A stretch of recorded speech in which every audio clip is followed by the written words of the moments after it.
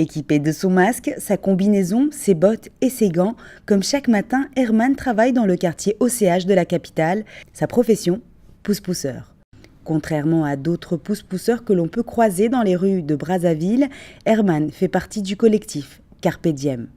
C'est ce Congolais de la diaspora revenu de France en 2005 que cette association est née.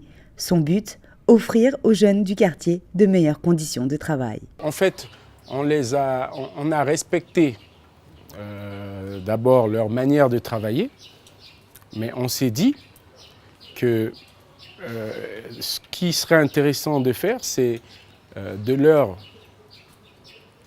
expliquer en gros leur métier en le structurant plutôt de manière professionnelle. Donc on leur a dit que j'ai posé des questions, est-ce que vous êtes inscrit à la SNCS? Ce métier, vous comptez le faire combien de temps? Bon, souvent c'est par instinct de survie, si je puis dire, qu'ils se mettent dedans. Nous, on leur a dit, mais ça, ce métier peut avoir des débouchés vers un vrai métier si vous vous structurez. Donc, comme c'est des individualités, alors nous, on a créé l'association pour que ça devienne un collectif. Donc, on a pris une dizaine de pousse-pousse. Alors nous, on leur explique que mais si avec une rémunération, tu t'organises, tu peux chiffrer ton travail, tu peux éventuellement aller t'inscrire à la SNCS, c'est la Caisse nationale de la sécurité sociale, qui permettent après de cotiser pour ta retraite. Donc, enfin, on leur a parlé de tout ça. Le service coûte entre 3 000 et 8 000 francs par mois, dépendamment du nombre de personnes vivant dans un ménage et le nombre de passages par semaine. Quant au salaire du pousse-pousseur, il varie entre 70 000 et 120 000 francs par mois, selon l'ancienneté dans cette association.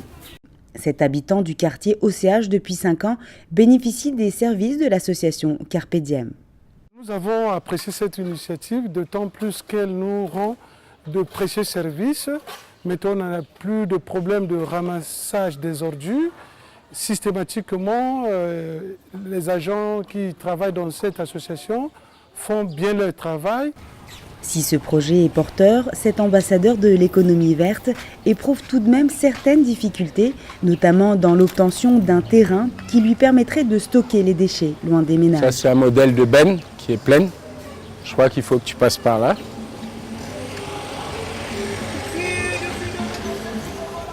Voilà, c'est une benne de 7 mètres cubes qui va être vidée demain. Voilà. Et pour l'instant, on n'a pas encore commencé le tri, parce qu'il faut un endroit. Au fur et à mesure que nous évoluons, nous découvrons nos besoins. Donc par exemple, avoir un centre de tri, il faut que ce soit en dehors du quartier des ménages, parce qu'il y a des odeurs, donc il faut complètement s'éloigner de la ville. On avait fait une démarche d'aller au domaine foncier pour demander s'il y avait des terres qui pouvaient être loués ou prêtés à des associations comme nous. Et ben, ils nous avaient répondu par la négative. Nous souhaiterons que même les mairies ici ou autres puissent avoir des sites dédiés aux déchets. Parce que pour l'instant, on nous balance dans des ravins, dans des endroits qui ne respectent pas l'environnement, parce qu'il y a des gens qui ont peur des érosions, que leurs maisons tombent. Et donc, ils sont demandeurs justement de ça. À ce jour, l'association Carpe Diem a contribué à la création d'une trentaine d'emplois dans le quartier OCH. Le collectif devrait s'étendre vers d'autres quartiers de Brazzaville.